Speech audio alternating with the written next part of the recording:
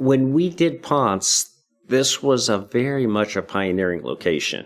Some of the most well-respected people in Atlanta real estate basically said to me, "That is crazy."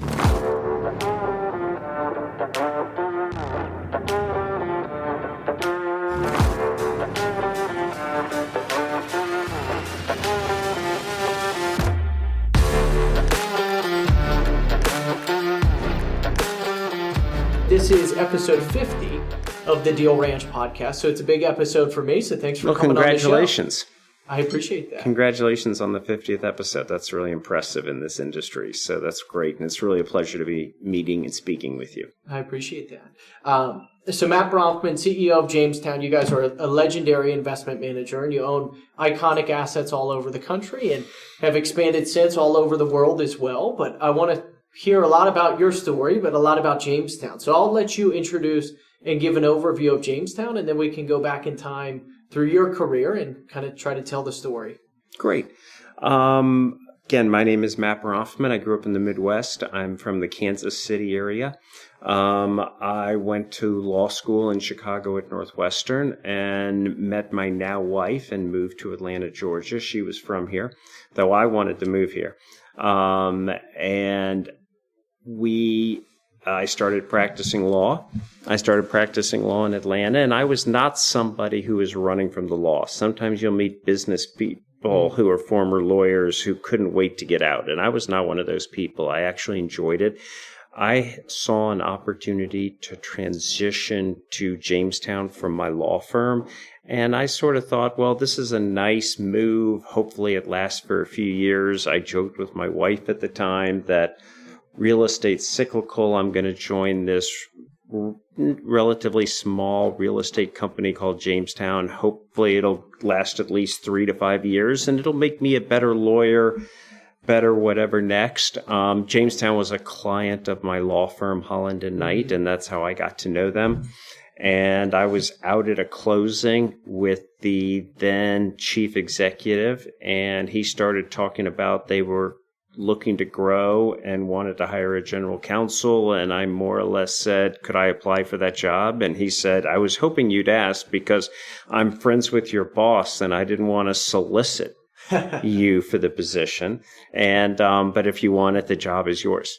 And that's sort of how I ended up making the transition. But again, I wasn't running from the law. And I think my legal background is really important. At heart, what I am, people look at the great Jamestown assets, and I think they probably think I'm far more aesthetic focused than I am. And I have aesthetic and points of view on things, but at heart, I think what I am is somebody who thinks about risk-adjusted returns and opportunities and value and how to structure transactions to limit my downside. And that's a legal training at heart. Absolutely. And at Holland & Knight, were you solely focused on real estate transactions? Real estate and corporate work. Okay. What was the snapshot of So Jamestown started in 83, and if you want to talk about maybe the formation of Jamestown and the original intent and bridging to the gap of kind of where the company was when you started, that will give us a good arc to the conversation, so to speak. Yeah, I would divide Jamestown into a few different time periods. The early days, Jamestown, beginning in the 80s, we raised money exclusively in Germany. And back then, the Soviets were literally at the wall. And the story was, we're talking the 80s. And the story was basically that Germans should diversify out of the then Deutschmark. And there were some tax advantages to investing in American real estate. And we were going to buy a Walmart-anchored center in the late 80s, early 90s in the Sun Belt, and buy that, manage it well, and have, what I call the dentists in Dusseldorf as investors. Mm-hmm. And so that was kind of what you might call Jamestown 1.0. Focused on purely the German investor, doing relatively safe power centers, Walmart-anchored centers, things like that. I joined at the beginning in 98 as we really embarked on an effort to grow more in what I'll call gateway markets. I think we had a point of view that the best risk-adjusted returns were going to be in these gateway markets. They were supply constrained in a way that we weren't seeing in the Sun Belt. We had, classic issues doing a Sun Belt Walmart, which is you do a Walmart, you think you've got a great location, great tenant, great relationship with Walmart, and they can come to you and more or less say, we love the location. We have an option to buy all the property down the street, and we're going to go there. And unless you cut our rent by 10%, and you realize you'll lose all your shop tenants adjacent to the Walmart as well, and you suddenly realize Walmart has all the leverage because land is relatively cheap and there are no supply constrained, and sure enough, Walmart can move across the street. And so we really made a move into the gateway markets and started seeing better risk-adjusted returns from New York to San Francisco to D.C. At that time, when you moved into the gateway markets, were they still focused on these stable, lower-yielding assets at the time? Yeah. Okay. It was office buildings, retail centers in gateway markets. Okay. When did that start to change over time? Because now we look at the business and you have all of these adaptive reuse projects and heavily operational projects. I think it came out of, it started to evolve, and then more of a focus on what could you do to make, here's the way I'd put it, what could you do to make your tenants more sticky? Because, one of my lessons, and it's a little similar to Walmart, but we saw it even in office buildings in Boston and New York. Like, yes, you have more supply constrained, but one of my lessons was, a law firm would tell you, wow, you're a really good manager of that building in downtown Boston or New York, but we can move across the street and save 50 cents per square foot. Right.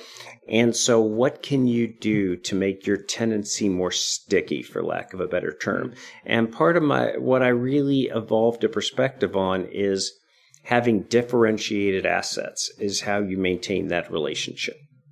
The classic story I use is like a Google. Google bought, and I'm fast forwarding, but it's good to illustrate the point. Google bought from us a building at 111 8th Avenue in New York City.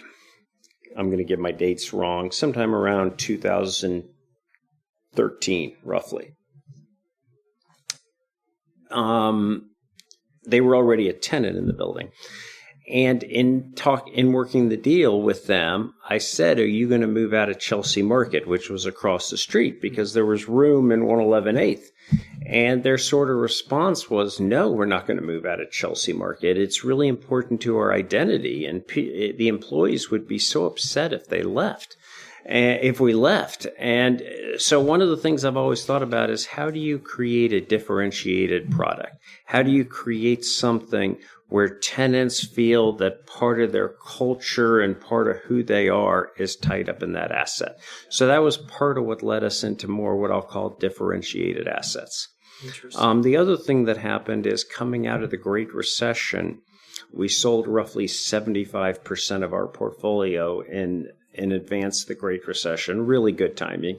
Can we stop there for a second? Sure. Okay, because I was reading about that. It said you sold roughly $5.1 billion, or maybe something around there. That being 75% of the portfolio. What was the team seeing, and what role were you in at the time? You weren't CEO yet. You were Chief Operating Officer. I was more or less chief. I don't remember. Probably Chief Operating Officer, sort of helping with all investment decision making. I've worn just about every hat. Seems like it. So they're running out of jobs for me. I don't know what's left. So what triggered, or what was the mindset? We thought the market was really overheated. And one of the examples that we used to illustrate the point is, we were thinking about selling a building in Midtown Manhattan. And we had a good prospect for the building at what we thought was a really good rate. And a broker with whom we were speaking told us, don't do that deal. Don't lease that space. And we said, why not? And they basically said, because you'll only be limiting the fantasy of your next buyer. The next buyer will think they can achieve double the rent. And we're like, but that's the rent. $60 a square foot is the best we could do. And they're like, no, we're in a market where somebody's going to think they can get 70, 80, 90 in the next couple of years. Yeah. The fantasy was far in excess of the reality of what space was worth. And that was a real indicator to us that it was a good time to be a seller. Debt was overly available. We heard, people were getting 90, 95% leverage on buildings, and again, buying into the fantasy of what they could lease the space for. And that was really the decision. And so we were very fortunate. We were big sellers, but we did some buying in that window as well. Not nearly as much as we sold, but we bought a few things that required repositioning with partners. And they were small partners. And what happened after the Great Recession, we had a whole bunch of partners, and in the Great Recession, these smaller companies pretty much evaporated. Yeah. Because the world turned dark quickly. Of course. And so we became more of an operator for a few reasons. One, we really started to develop a point of view around how do we create differentiated assets. And sort of secondly, under necessity is the mother of invention, we had a bunch of complicated assets that our operating partners sort of vanished on. Yeah. And so we sort of needed to step into that void ourselves. But the more, I brought in a partner who was super creative and thoughtful. I told you at the beginning that I'm not nearly as aesthetically focused as people probably think I am, but my business partner, Michael Phillips, is. And we had brought him in, and he was creating all this. He was doing great things, from making Chelsea Market more of a place to some of our other holdings. That gave us the courage, I think. And again, my belief in buying differentiated assets, although we were based in Atlanta, I'd never been a big fan of investing in Atlanta because Atlanta, by and large, tends to have really high vacancy rates, not a lot of supply constrained, and the office market. And again, remember, at that point in time, we're more office focused. The office market in Atlanta is a lot of glass towers on Peachtree Street. And they're sort of interchangeable. Whether you're, they all sort of look alike. They've got kind of a sundry shop on the ground floor where you can get a mediocre to-go sandwich to go back up to your desk. They're all sort of the same. They're interchangeable. They're commodities. Even if they're pretty and new, they're sort of all the same. They don't have good retail on the base. They also, they look the same. And City Hall East, where we're sitting now, Ponce City Market, was we heard that there could be an opportunity there, and I basically cold called the mayor at the time, Kasim Reed, and said, "You're looking to sell this building. We're the right group to buy it. Go to Chelsea Market in New York. Look at what we've done. They're parallel buildings. They're sister buildings, both built in the 1920s. Chelsea Market was adjacent to the High Line, and we were very involved in the launch of the High Line in the early 2000s. I believe the Beltline is going to be really transformative for Atlanta. A lot of similarities between these assets. You should sell this building to us." How'd that conversation go? Really well. I give a lot of credit to the success of this building to the city of Atlanta. People throw around terms today around public-private partnerships, PPP. And that was an early example of it, because the mayor, to his credit, bought the theory that this should be in private hands, that he wanted to get it on the tax roll, that this would be the linchpin of the Beltline, and they were going to be our partner to help launch this building. And so I give a lot of credit to the city as a great partner in this deal. And we believed that we could, going back to my point about differentiated assets, we felt we could create here something other than your grandfather's office building or your grandfather or grandmother's shopping center. What was it before? Great question. At that time of the phone call. Well, going way back, this was a Sears regional headquarters, which has an incredible history. I mean, this building was so influential in the growth of the South because if you think about the Sears building, Sears in effect was Amazon in a different era. In a funny way, Sears should have owned internet sales because we have so much great history in this building of somebody writing a letter to Sears and saying, I need 3 feet of rope. Your catalog says it's going to cost 85 cents. Here's $1. Send me my rope and change, and a photocopy of a letter going back to them saying, enclosed is your rope and 15 cents. Wow. I mean, that was the internet. That was Amazon before its time. And it was so instrumental to the growth of the South. The other thing is, through all the reading I've done, I'm sort of a history buff on buildings like this, on this building in particular. It was really impactful to the African American farmer in the 20th century, because so often they weren't allowed to go into the store in so many of these towns. Oh, wow. Think about it in some small towns. So how do you get your rope? How do you get your whatever? Fill in the blank. Yeah. Sears provides an avenue for it. And you could drive here or you could write in a letter. And so it's an incredible story. And there's been some great books written about it. And so that was the early days. Sears ultimately, as Sears started to struggle, sold this building to City Hall. So you'll hear it called City Hall lease. Mm-hmm. The city bought it with a vision of moving City Hall over here. And they never really moved much here. They had a couple departments. They did some work on the building, but they never really effectuated that move. So more or less, the building sat vacant there were parts of it that were occupied, but a majority of the building was probably vacant for 20 to 30 years. Wow. And so we bought the building. I'm going to give my dates a little bit wrong, but we closed in around 2012. And again, our view was so much of Atlanta is commodity. We're going to create something differentiated and special and create a place that people want to almost create that second home where people want to be excited about. And that's one of the things I think we've done well here, but other places. If you look at Jamestown assets, there are places people like to congregate. They're community centers. I mean, we have a bookstore, Postman Books, at a pin corner here at Ponce City Market. It doesn't take a retail genius to tell you that a bookstore is probably not the highest paying tenant in 2025. But part of being a community center is having that bookstore at a prime corner where people can come into, walk around, mosey. We have a view of real estate that people should want to linger longer. That people should be, the term we've used at times is surprise and delight. If all you're doing is seeing the same old, you can do your shopping on the internet. You can do a lot of things at home. You can stay in your pajamas. We try to have a point of view around what can you do to surprise and delight. That's kind of what the roof is here at Ponce. We've got that sort of Coney Island feel up there with the putt-putt golf course.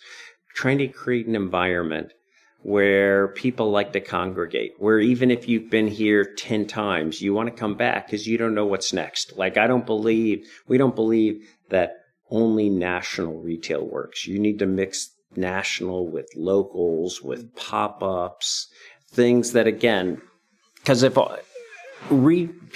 tourists will come for this because they want to see something different. Right. But if you want to get your locals keep coming back, you need to surprise and delight them constantly with new things. You need it to be a community center where they like the bookstore, where the restaurants are local, where they feel like it's part of their community. This episode of the Deal Ranch podcast is brought to you by Huck's Curry Advisors. Huck's Curry Advisors is the complete real estate consulting and advisory firm in the Myrtle Beach market. providing the services needed for any stage of your project, whether it's strategic planning, site selection, due diligence, project management, land planning, or anything in between.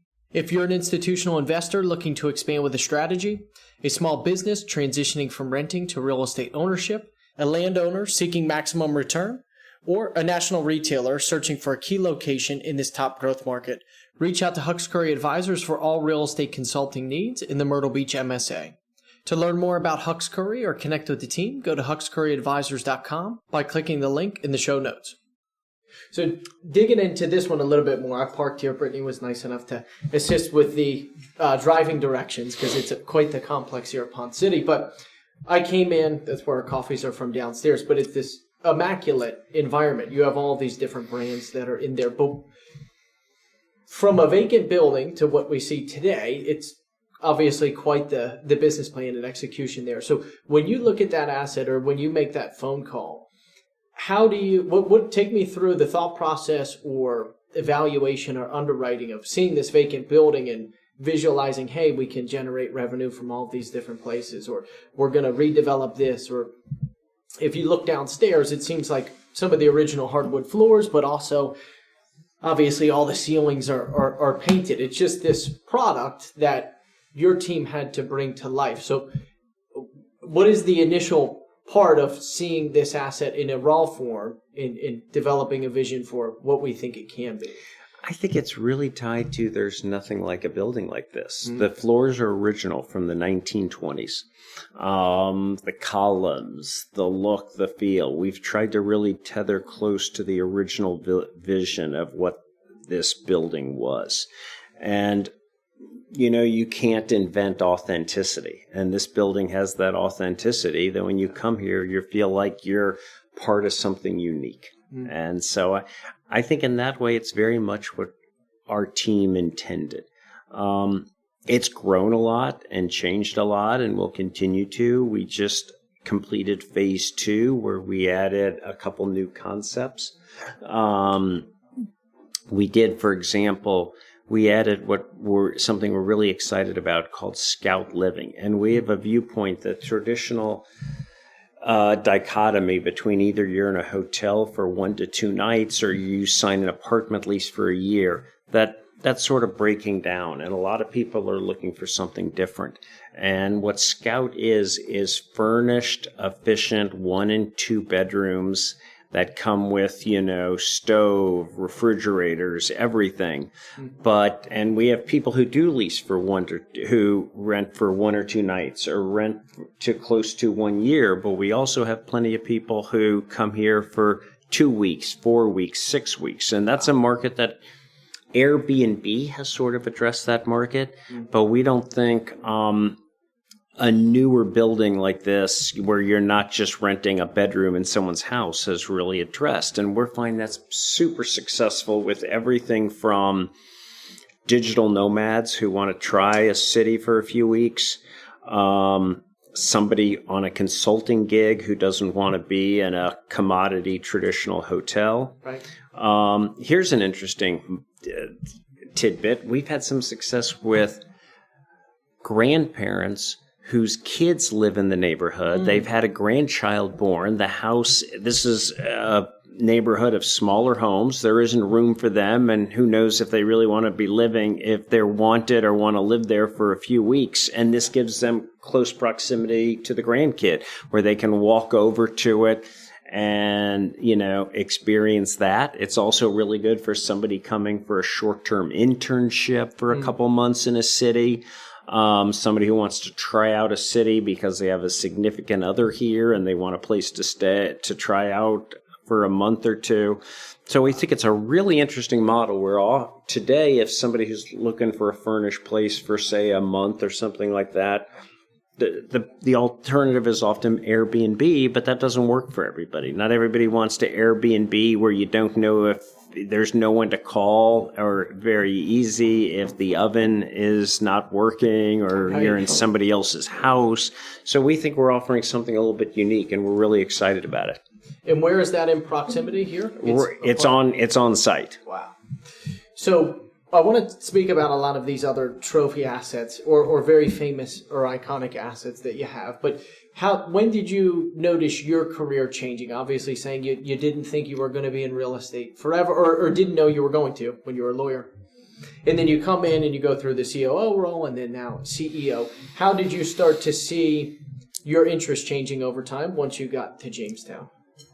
I'm a really big believer in volunteering. I have a friend who has a saying that I've adopted, which is don't wait for an engraved invitation. It's probably not coming. And so my career is sort of one of holding up my hand. I was a lawyer, and I said, and the guy running Jamestown said, we're thinking of hiring an in-house counsel. Held up my hand and said, could I have that job? And then I'd only been here a year or two. We had a development deal that had gone sideways, with the developer had sort of just vanished on us. And we're like, and our team was sort of like, oh my God, how are we going to get this project finished? And I had been involved with the deal as the lawyer. And I said, I could do that. I mean, we've got a good team around us. You need someone to quarterback it. And so for basically 9 months, I worked out of a trailer on site. And so that took me into development. And then we had some issues in acquisitions, helping to kind of run a better process. And so I volunteered for that and I almost became sort of co-chief investment officer and helped run the acquisitions group.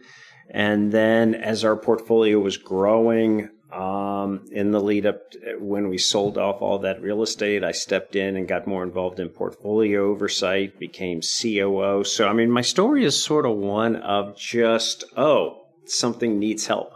Following the biggest problem. I look for problems and try to solve them. I have a friend who jokes, deep down, Matt would love to try to negotiate Middle East peace because I like to volunteer to solve complexity. Yeah. Wow. So then where do you think the premium on your time is now, right? You have so many people. You have this great organization, 600 people, or maybe more that are a part of it. Growing up or maturing through the organization and working on the bigger problems. As CEO, I'm sure you'd like to affect the same thing, which is assist in maybe the biggest problems. But where is the premium on your time spent now? That's a great question. I mean, I would divide my world into 4 pieces at the office. 1 is the portfolio. 2 is acquisitions. 3 is capital raising. And 4 is, call it HR. And at any day, which of those 4 I spend time on probably toggles. In HR, I'm including sort of running the organization, right, setting up process, procedures, things like that. And it really varies. There's a part of me at heart that is, I acknowledge this, I'm an acquisitions junkie. And so I sort of gravitate towards what's next. Right. What can we do next? We have these great teams. What can we work on next? But we have a great acquisitions team. Capital raising, I've spent more time on lately because capital raising is a challenge right now. We've raised a lot of our capital traditionally in Germany, as I said before, sort of that dentist in Dusseldorf distribution system. And it's a difficult time to raise capital, in particular in Germany. It's complicated to raise capital for a couple of reasons. 1, a lot of our capital is European, and U.S.-European relations are not exactly great right now. Sure. So you're doing a lot of explaining right off the bat right now. These too shall pass. Mm-hmm. I don't doubt that, but it's a complicated time. The other factor is we have some of our biggest, most complex deals have had a heavy office component to them. And it's a very difficult time to tell the office story. Coming out of COVID, the death of office has been widely reported. I don't buy that thesis, but I fully acknowledge it's a tough story to tell when we've all read in the paper for so long about the death of office. I believe in my heart that differentiated good office will be fine, that most people, I believe in what I'll call the democratization of flexibility. Mm. When I was young, very senior people in an organization, they had flexibility. As a young lawyer, if you have 103 temperature, you break your arm, you're like, I can't leave early. That's people right. would think less of me. How old are you? 32. Oh, you're young. But when people like me or your parents were working, you didn't leave the office before 5 o'clock. I mean, that was crazy talk. It didn't matter. And I think one of the great things that came out of COVID is increased flexibility. Absolutely. That it is totally okay. I feel sick. My kid is home today. My kid has a basketball game. My mother, who's elderly, needs to be taken to the doctor. Again, when I was young, those weren't good enough excuses not to come to the office. And I think that flexibility is wonderful. And everybody should embrace some level of flexibility. But at the same time, I think most people who work at companies should spend the majority of their time in the office. I think it's important for mentorship, collaboration, innovation. I mean, you've got to train your younger people. I believe in the serendipity experiences of being in the break room and having a dialogue. I've seen it personally. We're in a conference room, myself and a couple other people, and you're on a video conference and you make a decision, and then a handful of you go down and get lunch and you change the decision. Yeah. And the people on the video are like, what happened? And, to some degree, it's the simple line from Hamilton, which is you want to be in the room where it happens. Right. And the only way to be in the room where it happens is to be in the office. And so I embrace flexibility. I think that's wonderful. But to get people back to the office, you need to have differentiated product. You need to have good restaurants on the ground level. You need to have breakout space where people can go grab a coffee. People need to be able to say, I have to run an errand. I'm going to run it during, I can be back in the office in 20, 30 minutes to make that meeting. And so the idea of a really boring office that all you have is a mediocre sandwich shop on the ground floor where you have to get in your car and drive 15 minutes to get a decent meal, I think that may be forever in trouble. But I believe in good quality office will be fine. Yeah. Yeah, I think that's a reasonable assessment. One thing, sticking on the people trend. So building this unique investment engine where these assets are unique, it's a lot different, heavily operational, as opposed to maybe your larger outfits, so to say, that just are lower risk assets, lower yield assets, right? And you can grow up working in those. What do you look for in hiring folks that are a part of your 4 different groups that you spend a lot of time with to make sure they're a good fit for this, maybe not rugged necessarily, but more creative operational outfit? Yeah, good question. I mean, I think we do well with people who speak up. We have a lot of cooks in the kitchen. We believe in the vertically integrated platform that sort of like your toolkit at home that should have a lot of diverse tools.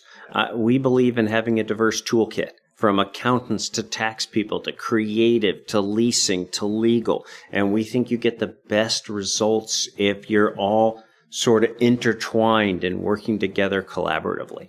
And you need to be able to speak up, because if you're somebody in that room who is sitting there quietly where everyone else is thinking, we should do the deal with this tenant, and you're thinking, well, I don't think that's a good idea. You got to be able to speak up.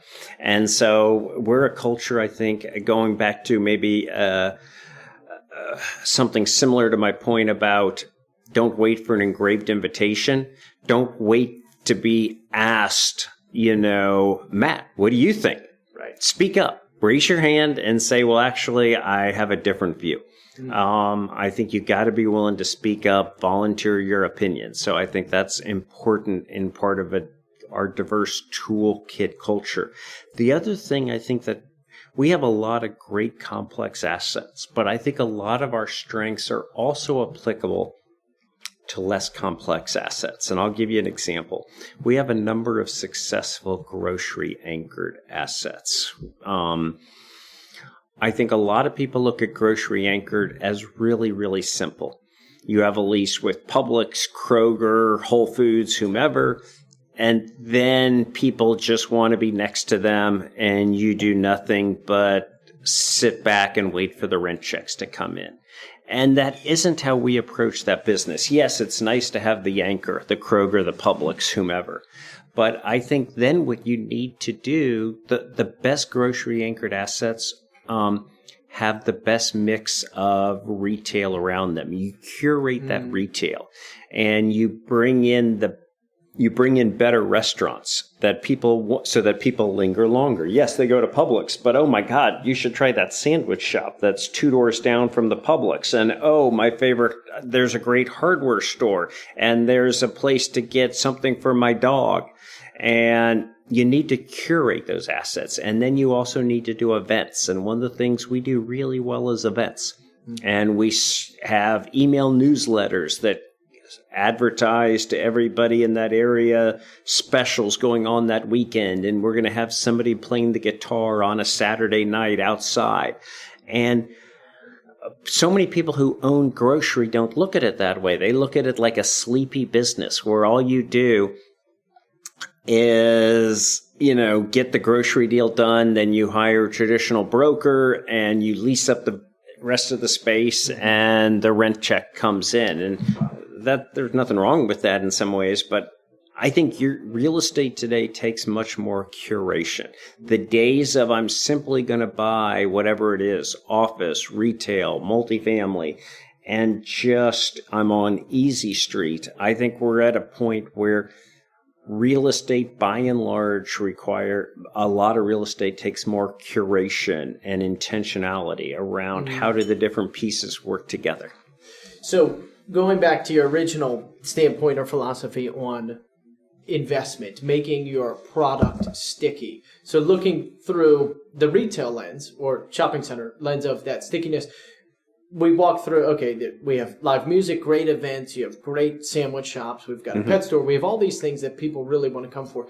How does that make it a great asset? Is it making it so that there's cross-pollination of a lot of people that are attracted, and now our grocery store does more sales than they originally forecasted, so they stay longer? What is the bottom line? That's it's sort of all of the above. Okay. And look, we have investors, and so part of it is no doubt achieving the best financial result. Mm-hmm. But it's more than that, because I think you get to the best financial result by being someplace that somebody comes to the grocery but says, I love that sandwich shop, or reverse, who are like, I used to shop at the other Publix, but I come to this Publix now because that's where I come to give my dog a bath. That's where I come to go to that great sandwich shop, fill in the blank. That I go to that grocery store now. It may be half a mile farther from my home, but I can run several errands right there, and I just enjoy it. They painted it in a neat way. They have electric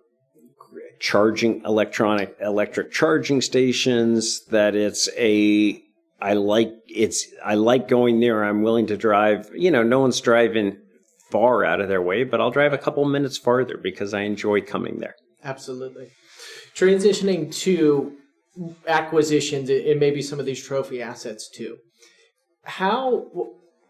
Number one, I guess, to start this segue would be, what attracts the team or you to these landmark assets? So Times Square or Chelsea Market or Ghirardelli Square. So these iconic assets, twofold.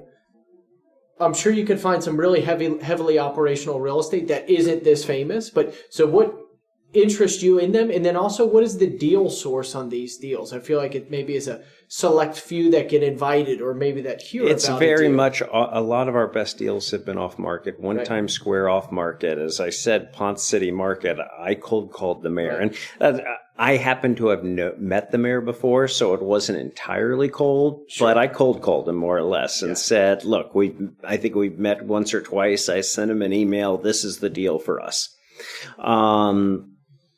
A lot of our deals are off market, and it's having a point of view that that's the type of building we'd like to own. Right. That we think there's opportunity. And look, if somebody's done a fantastic job and it's the perfect asset, then I very much worry you can only go down.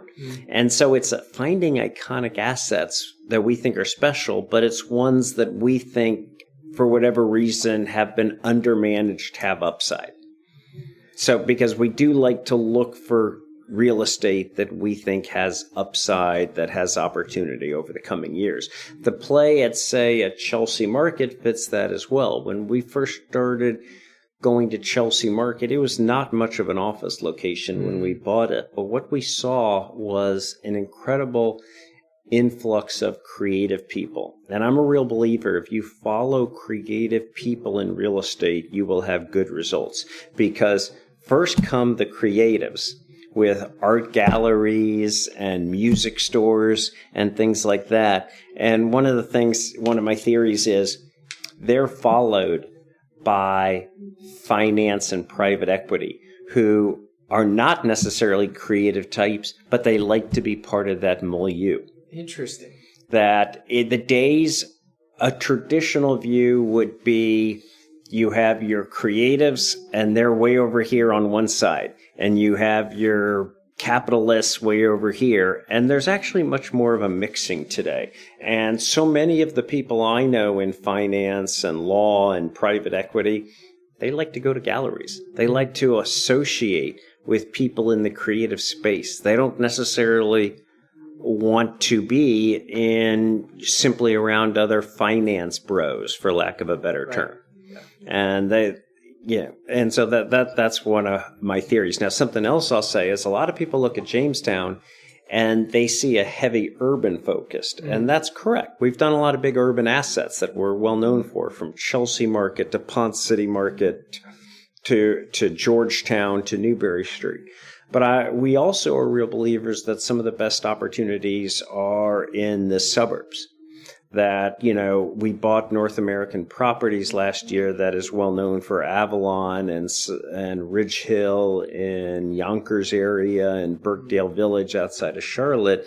And I think sometimes people want to say, you limit yourself to urban, and not at all. I think some of the best opportunities are very suburban because, yes, you may choose to live a suburban, and we've always had some grocery anchored and other suburban assets, to be clear. We've never been purely urban. But I'm a real believer that you may choose to live in suburbia because your viewpoint is the schools are better, I get more home for the buck, et cetera, et cetera. But at the same time, that doesn't mean you want to necessarily work in a suburban office building or that is the same suburban office building that your grandmother or grandfather worked in. Right. And so part of what places like Avalon and Alpharetta or Birkdale Village outside of Charlotte provide is that sort of differentiated, interesting, engaging environment, but in the suburbs. Right. Fascinating.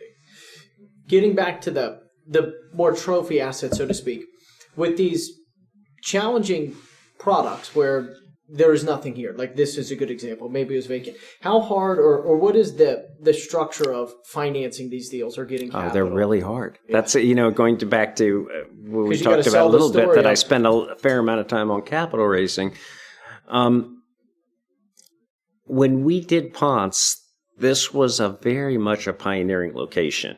Some of the most well-respected people in Atlanta real estate basically said to me, that is crazy. Like, no office tenant or serious group would ever want to be in that unsafe neighborhood.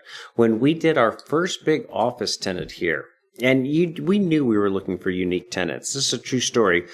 One of our first office tenants here was a company called Athena that was located, their headquarters is outside of Cambridge, Mass. They had a small presence in the Atlanta suburbs, and they wanted to have a major Atlanta presence. They wanted to really grow almost a second headquarters. And their senior leadership came in town and was looking around at different buildings and finally said to their broker after a day, everything here is really boring. I come from Cambridge, Mass. We're in an old munitions factory. Why is there nothing interesting here? And the broker said, well, there's this one project that's under construction, redevelopment, called Ponce City Market, but it's really unsafe, and I don't know if I feel comfortable taking you there. True story. And he said, I'd like to see it. And they called the broker called me, and good news, I was in town. And so I go down there, and I'm barely able to make the tour. This place is totally under construction. We're wearing hard hats. It's a total chaos, and we can't begin to be ready. And we're walking through this old building with the hardwood floors and total chaos. And in front of me, the CEO of Athena turns to his broker and says, I don't know why you showed me all this crap. I'm only doing this deal if I can office here. Now, that'll be a high point of my career. I could do this another 10, 15 years, and I won't have a better meeting than that. But it's this was a pioneering location, and that's a hard story at times to tell. We're looking at a deal right now that in a Sunbelt city that I already know a lot of people are saying, isn't that a little too pioneering? And our experience, though, has been people embrace these sort of environments. Right. So when you're leasing that, or Athena, who I think maybe still here. They still have a presence here, okay. Yes. You had already purchased the property, I assume, by that point. So what is is it hard to get debt, or is it a lot of preferred equity? It's really hard. Our capital structures on deals like this, we've been very fortunate. We've had a committed group of shareholders and investors who believed in us and our vision for creating value. But these are not your traditional deals, and they're very hard to finance. We had a lot of equity. Before we could get a loan at Ponce City Market, we had probably invested $150 million of capital. And so it's a pretty unique thing to have that good fortune that you can spend $150 million roughly of equity before you can go get debt. No kidding. Wow.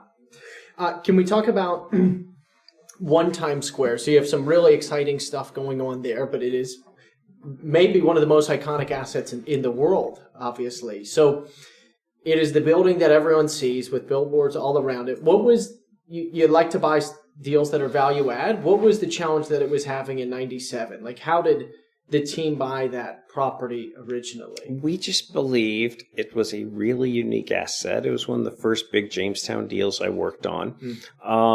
We believed that it was unique as a signage opportunity. You know, there was a Walgreens on the ground floor, but most of the building was vacant. It was basically a pylon sign.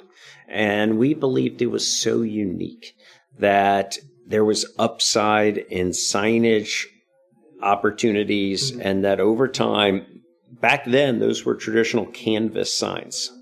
Right. They weren't digital. Of course. And we believed over time you could go to digital signage, which would allow you to break it up in, you know, we didn't necessarily think you'd ever be able to break it up in 30-second intervals. Sure. But back then, you know, we were doing 10-year leases. And so we always thought over time you could go to shorter term deals with digital. And that it was really unique, and that the building had worldwide value. I mean, when there's a snowstorm in New York City and they show somebody cross-country skiing down Broadway in a newspaper in China, and they're trying to make the point about how much snow fell in Times Square, they show somebody cross-country skiing down Broadway with One Times Square in the background. And the signage. And that's part of the opportunity that we believed in at the time. Wow. And then as it's evolved, your hypothesis being correct, heavily digital now, all digital. But it seems like there's, from what I read, a $500 million redevelopment initiative. And there's maybe an observation deck with some proposal and wedding area as well. But it seems like maybe I read a Wall Street Journal article at some point where they talked about the Empire State Building's most valuable per square foot place in New York City is the observation deck. Empire State Building, I don't want to get my facts wrong, but an incredible high percentage, call it 15-20% of the revenue comes from a small percentage of the square footage, the roof. Right. Yeah. And we, for the longest time, One Times Square was basically a Walgreens on the ground floor and signage. And the simple story is we're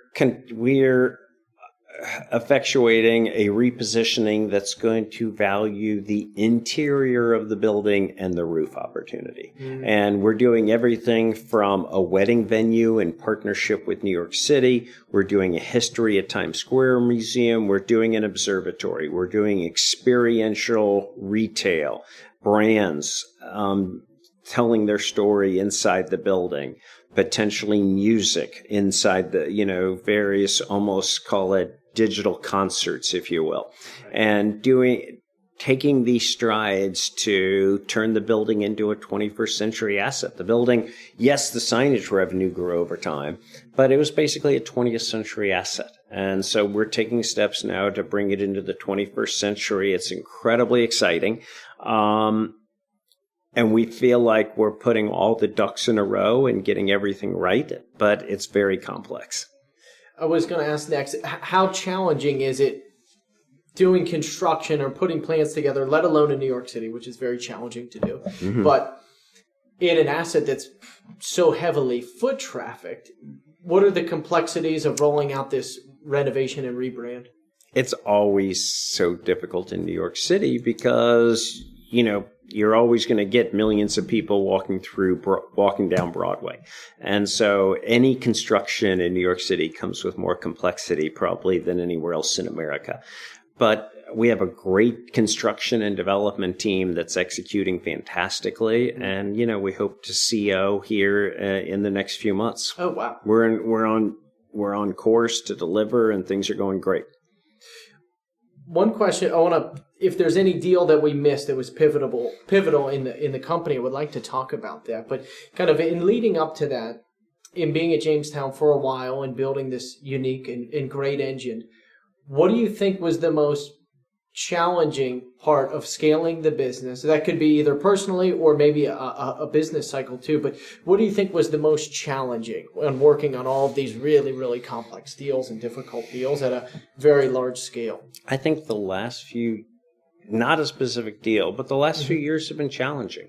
COVID, people calling the sort of the death of office, the challenging fundraising environment. The last few years have been very challenging. I think we've weathered it really well because we have great teams, and I think we're coming out on the other side stronger than ever with new acquisition, development opportunities, and the team really define gravity from a leasing and placemaking perspective. But I don't want to underestimate. The last few years have been difficult years for anybody. You've had the move, you've also had interest rates going up, cap rates going up, now the tariff threat. The last few years have been challenging. I've been a part of every deal at Jamestown for 28 years. Hard to imagine. I probably take some particular pride in Ponce because I live here. It's in my backyard. So many people, my friends, people I respect, told me it was a crazy deal to pursue. And I believed. I strongly believed in what we could do here. I feel the same way in some ways about Chelsea Market. I was a real advocate for Chelsea Market, that I believed the meatpacking district and the Belt Line and the High Line were going to be great. But at the time, going back to deals can be challenging. One of our biggest, we raise money, as I said, through a distribution system in Germany. Mm-hmm. One of our biggest partners, when we said we were doing Chelsea Market, that had raised money with us for years and years, said to us, we've talked to our local people in New York, and we think that is an unsafe, terrible location, and we're not going to raise money for Chelsea Market. Too risky. Wow. And I was just like, oh my God. Oh my God. So where do you pivot after that? We were able to raise the money. We had other investors, but it took a lot longer to raise it. It was certainly challenging. And so, that was, and going back, I'm a real believer that through difficult times come opportunities. And, one of our biggest fundraising partners didn't want to fundraise for Chelsea Market. We had to go find other partners. Coming out of the Great Recession, we were worried about how quickly the German capital market would rebound. It ended up fully rebounding, just as I think it will right now. But we went out and got some new investment partners. We started a new fund. We started to form more institutional relationships. And so that ended up our concerns back in 2010-11 about the future of fundraising in Germany allowed us to diversify and create a second leg on which to stand to fundraise. And so I think the same thing's happening now. We did the North American properties deal last year. It brought us to new markets, brought us more capital relationships, and to sort of keep the analogy going, it gave us a third leg of the stool, so to speak.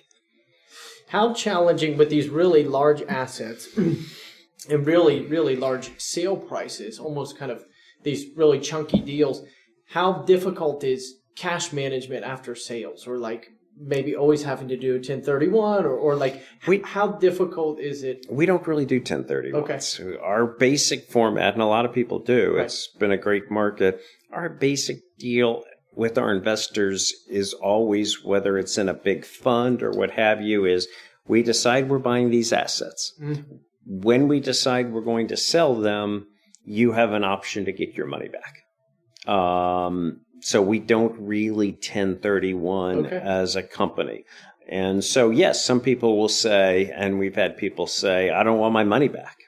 We did the General Motors building in New York. We did the Apple Cube in partnership with the Macklowe organization.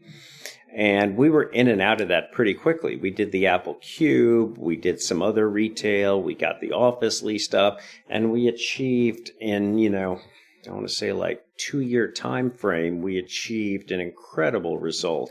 And we returned the investors their capital, because that's what we do.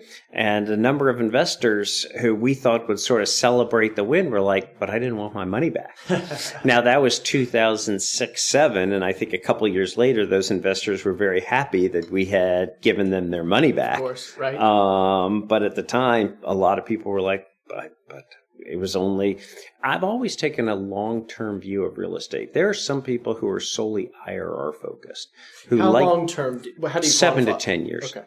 And there are a lot of people who look at real estate purely on an IRR quick flip basis. And that's never been my view. Real estate is an illiquid investment. It's not like the stock market. And so my general view is you should approach real estate from a longer term perspective. I tend to look at real estate more as almost a multiple play. So some people look at IRRs. I like to think about real estate. Do I think in a 7-year hold I will achieve greater than a 2.0 multiple ballpark on my money as a base case downside scenario?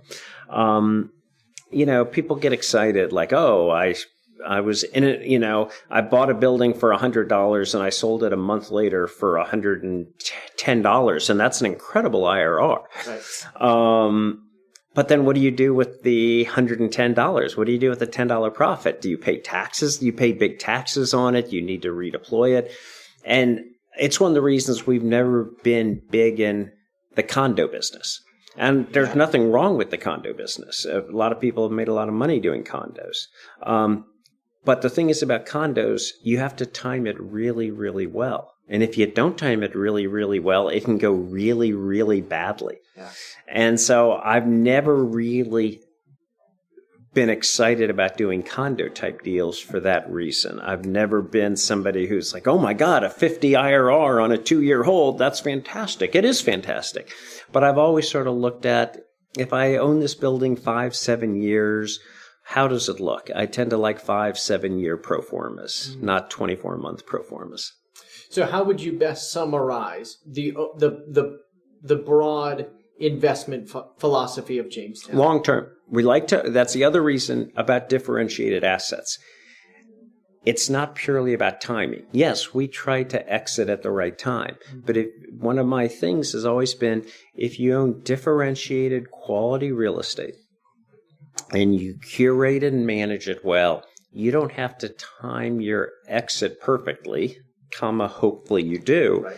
but you own something that you can own long term and it'll continue to produce cash flow and perform well. Happy to sell it at the right time, but no pressure to sell. That makes sense.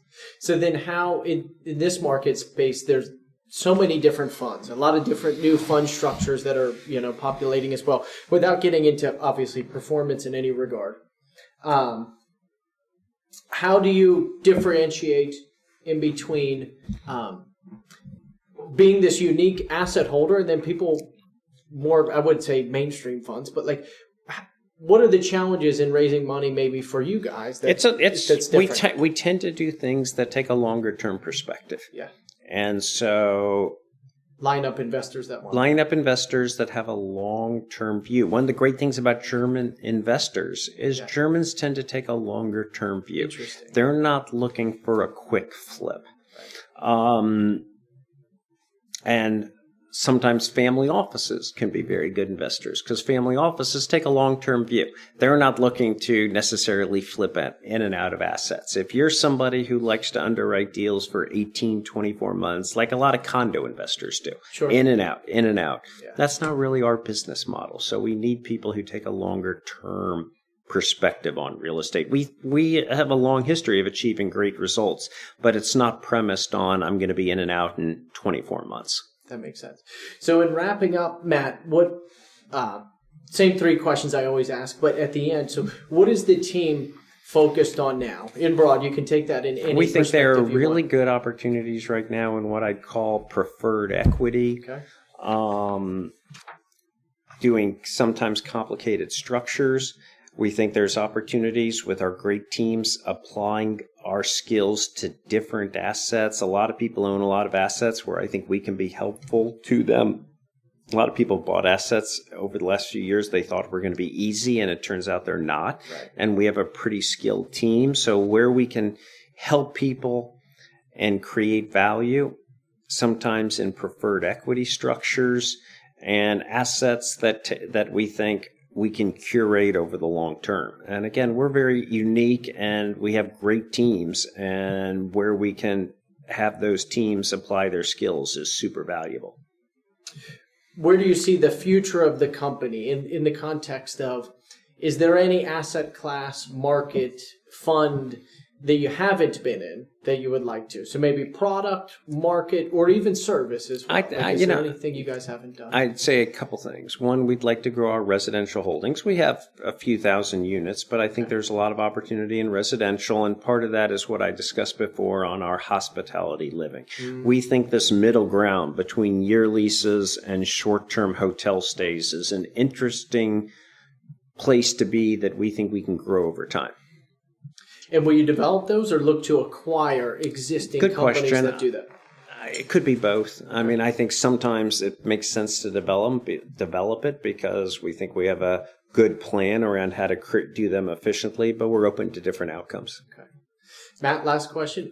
Who do you think, you've had a remarkable career, still adding to it, obviously, in a remarkable company. Who do you think helped you the most along the way in context of work or in the real estate business? I'm incredibly fortunate. I had a wonderful father who was in the business world who taught me things like stability is more important than ability, and having a patient long-term view. I'm very lucky. I had great parents, a great father who taught me so much. I had a great long-term partner at Jamestown named Christoph Kahl, who's in Germany, who started the business, who had a patience and a thoughtfulness and was never rushed about things. And I have a current partner right now, Michael Phillips, who's one of the probably the greatest visionary creative person I've ever worked with. When you walk through Ponce City Market, Chelsea Market, his added touch and focus on detail and creating unique spaces is really, in my opinion, unparalleled. Wow. Matt, I think this is a good place to wrap up. Is there anything about your story or Jamestown that you wanted to finish with or that we missed? I don't want to cut you short. No, I think it's been wonderful. I really appreciate the time today, Matt. Thank you very much. Yeah, thanks for coming on the show. Great. Thanks.